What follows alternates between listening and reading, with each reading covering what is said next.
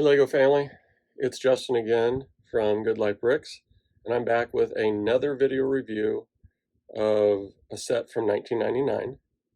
This one, everyone should be pretty familiar with if you can see it here in front of me. It is the X-Wing fighter, specifically Luke's X-Wing fighter from Star Wars A New Hope, the first Star Wars movie that came out. And we're going to take a look at the details of the set, see how it holds up versus the new sets from the more modern Lego era. We'll look at the minifigures, but before we do that, a quick few pieces of information. This set again released in 1999. It was $30. Today, in the box, is worth $290.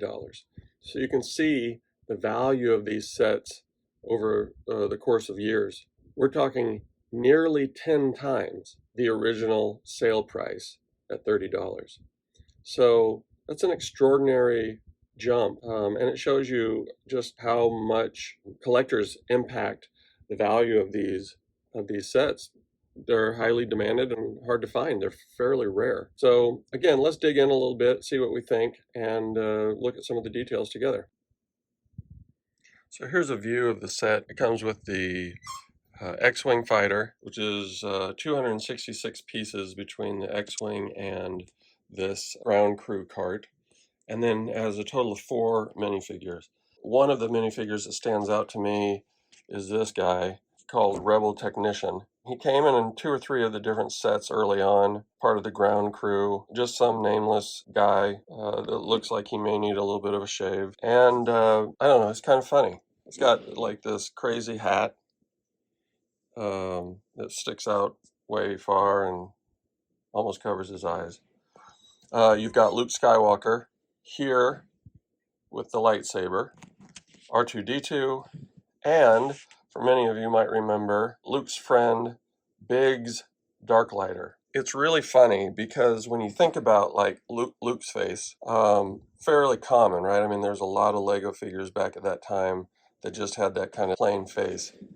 To my knowledge, Biggs is the only Star Wars guy that came with the yellow face but had a mustache, and it was the thing that set him apart. I mean, he's barely in the Star Wars lore. I think he's in deleted scenes from the first movie, but they did a little extra work and gave the guy a mustache so you could tell who it was.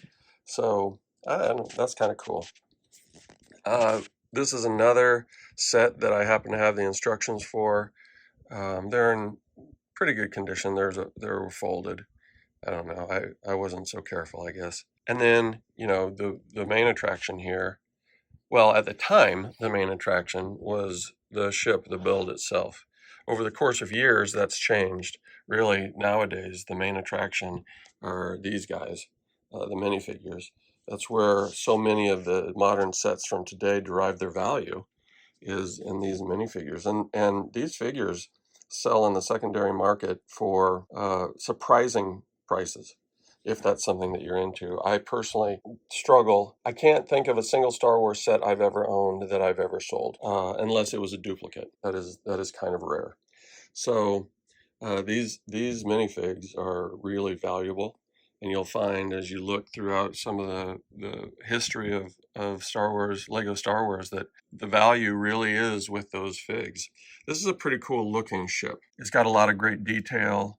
It's got the, at the time, you know, it was the gray and the red, you know, that kind of were the main staples of this particular ship. In the movies, it was more white. But I think this is an attempt to make it look kind of like that dingy white. You know, the Rebel Alliance didn't have a lot of money, so they were constantly repairing the ships that they had, and they weren't really all that interested in making them look beautiful. So it just looks a little dingy, and I think that was kind of the purpose. We'll do a comparison with a more modern X-Wing here in a little bit, and you'll see that there are some real differences in the look and the color and that type of thing.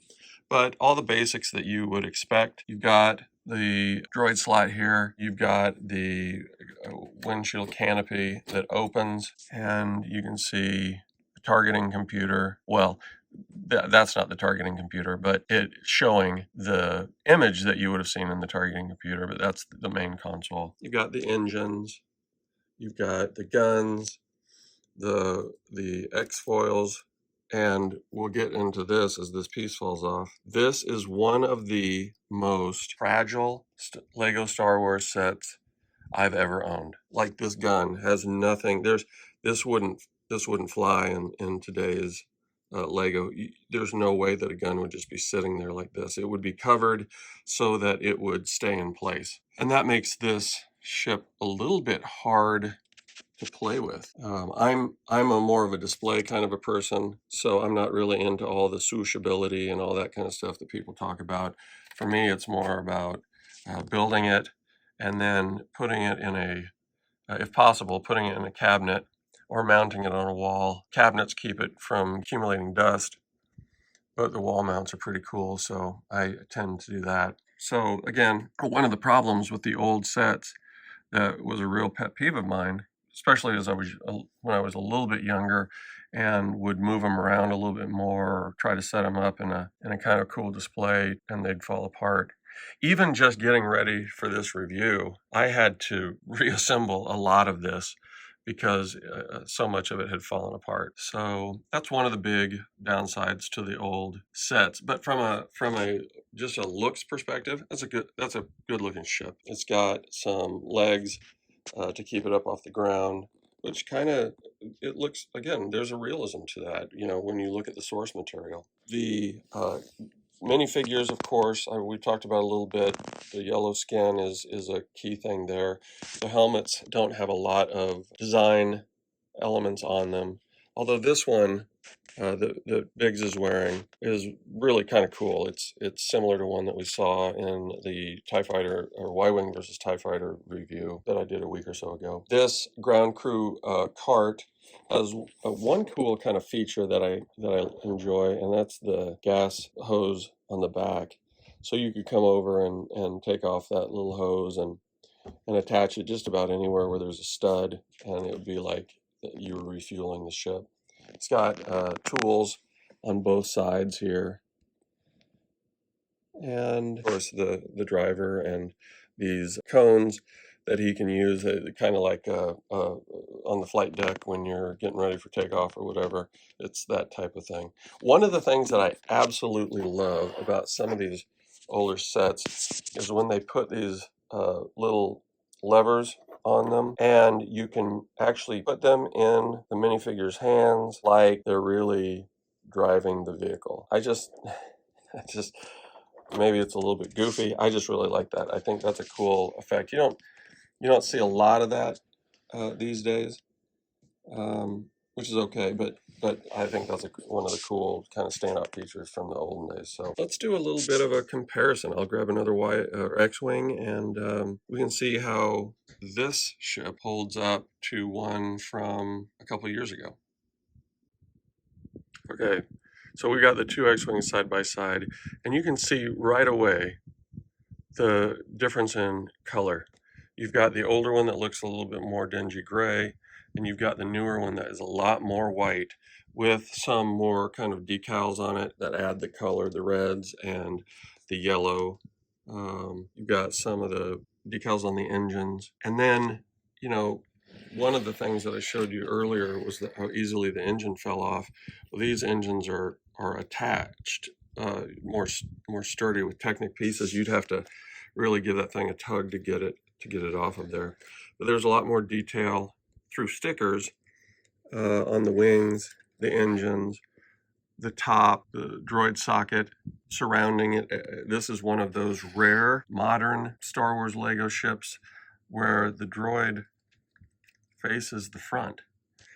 He sticks out quite a bit. He's a ways up out of the socket, but that's kind of a rare situation. And then one thing that this ship does that is pretty cool is if you lift it up and press this, the wings expand into attack position. So if you set it back down, then the weight of the ship causes it to shut back down again. Canopy opens as you would expect. This is a very standard control panel. In some instances, they got away from having the studs in the seats where the figure would sit, and they use those pieces that fit right in between the feet. So it slides into place, and he's not really stuck in there. A little easier to get out, but he'll stay in place if you're playing around.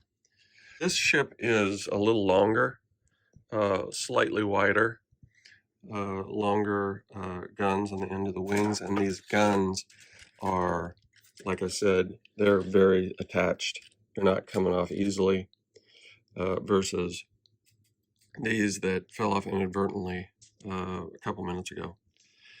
You can see again a lot of decal giving more texture and kind of design elements to the ship that the older one didn't have. It had the different coloration done through bricks, which is cool. That's great from a Lego perspective. Printed, not stickers. These are printed plates versus what you have here is all stickers, decals. And there's a lot of back and forth in the Lego community about printed pieces versus stickers.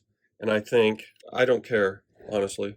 Either way is fine with me. I think, the printed pieces cause the costs to go up, but there's cost to the decals too. So, for me, whatever gets the Lego into my hands at the best price, I'm all for. I don't mind stickers.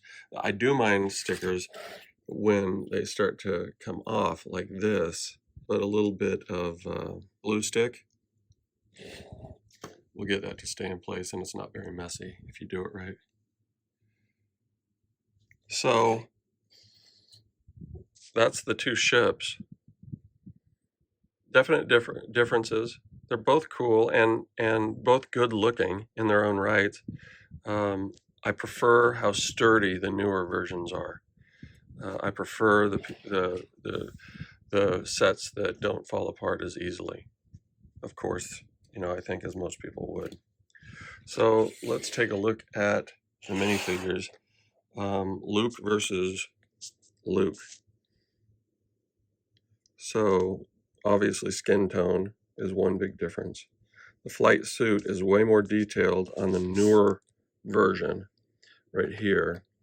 You've got a lot, you've got pockets, you've got the belts, you've got similar chest pieces, but you've got hoses that come off those chest pieces. You got a little collar there, and then as you get up into the face, you've got a chin strap that is printed on the face, and you've got the visors that come down like from the helmet. That's printed on the face. The helmets themselves are the old and new equivalent of each other. The red markings, you've got a triple line on the ridge, the center ridge or fin, versus the single line there. You've got a more accented rebel insignia with the black outline around it. And then this, you see again, that's kind of where the printing on the helmet ends on the old version. On the newer version, he's got some side stuff, some side printing. A little bit, not a lot. You can probably see as you turn him around, there's an alternate face, one with the visor up and kind of a little bit of a smirk, versus the goggles or visor down. And you've got some printing on the back, and this has no printing on the back. And there really, I don't know exactly when that started, but it would be a few years from here before you started getting figures with that printing. And then I've covered this kind of ad nauseum in the last couple of videos, but you can see the major differences in the R2. The main difference for me, the color of the dome and how far down the printing on that dome comes. There's minor differences in the front. You've got a line up around the top, kind of a dark blue line. You've got a little bit more detail. It's a little easier to tell what you're looking at on the newer one, but the old one holds its own. The body printing holds its own. It's fine. Nothing, no back printing, but some back dome printing. And this has back dome printing too. Again, just higher. You can see like the little eye there versus that one. Just a little more detailed. It looks like this one's more 3D. You know, again, as the technology improved, so did the product. And that's all we're saying here. It's a difference of about 23 years. So the newer X-Wing was released in 2021, and it was on the shelves for just almost 3 years. It retired in December of 23. This one came out in 1999 and retired at the very end of 2001, so it was just about 2 years that it was on the shelf. The newer one is from set 75301 called Luke Skywalker's X-Wing Fighter. 474 pieces in this set, and this one had 244. So that's all I've got to share with you today about this particular set. I hope you learned something. I hope it was entertaining and interesting. I learned something. These old ships fall apart easier. This X-Wing especially falls apart easier. And so for me, once I build it, I need to display it and leave it. But if you did learn something and if you found this video interesting, I would really appreciate it if you would like the video and consider subscribing so you get all the new updates when I release new content. I try to do it at least weekly, and so there should be always something interesting for you to take a look at. I'm going to continue to focus on some of the older sets, and I have a number of them that I can continue to do videos on.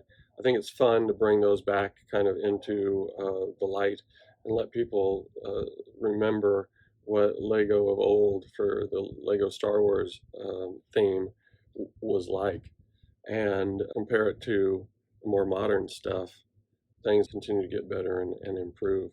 There's a great deal of value in these old sets, and for me, great memories.